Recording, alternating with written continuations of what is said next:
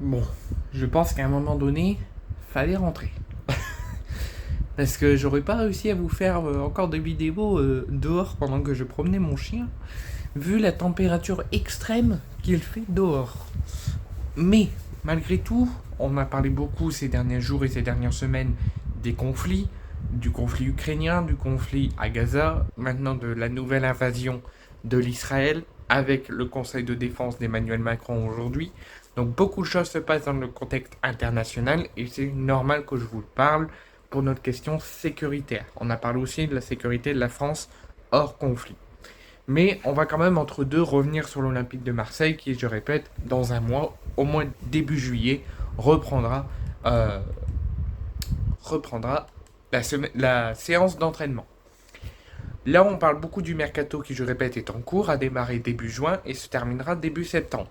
Donc on a plus de 3 mois de mercato. L'OM a recruté André Gomez, l'OM va peut-être recruter Egan Ridley, et l'OM se pencherait sur un jeune, très jeune attaquant, international français, l'ancien du FC Nantes, qui joue actuellement l'Euro Espoir avec les Bleus de Gérard Baticle.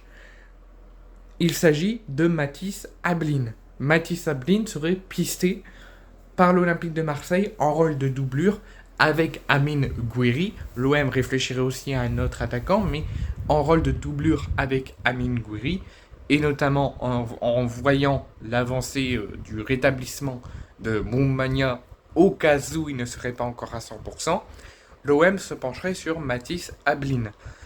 Valdemarquita, comme vous le savez, est un président polémiqueux, un président qui met une pression énorme, qui dit ce qu'il a à dire, qui ne se cache pas, mais qui met toujours la faute sur les autres et qui ne met jamais son club en cause, et qu'il ne dit jamais que c'est son club de la raison, ou que lui c'est la raison, il dit toujours c'est les autres. Il a pris la parole concernant l'intérêt de l'Olympique de Marseille pour Mathis Ablin. L'OM, apparemment, selon le président de Nantes, aurait déjà mis une pression énorme sur les dirigeants nantais et sur ses deux joueurs, Quentin Merlin et Valentin Rongier, pour les recruter il y a quelques années maintenant, quand l'OM les a recrutés au FC Nantes.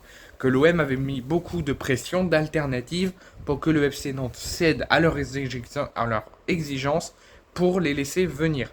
Là, Valdemarquita, après avoir mentionné cette fameuse pression, il a mentionné qu'il ne subira pas cette même pression, qu'il ne subira pas la même chose qu'il a vécu pour Quentin Merlin et Valentin Rongier, et que l'OM n'aura, pour lui c'est une certitude, si Baptiste Ablin doit partir, il est ouvert à un départ, ils feront tout pour qu'il reste, mais il est ouvert à un départ, mais il ne viendra pas à l'Olympique de Marseille.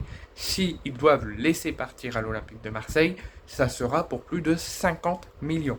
Et pour eux, l'OM n'a pas les moyens de mettre 50 millions pour Mathis Ablin. Donc c'est une guerre des gangs nantais et marseillais pour Mathis Ablin.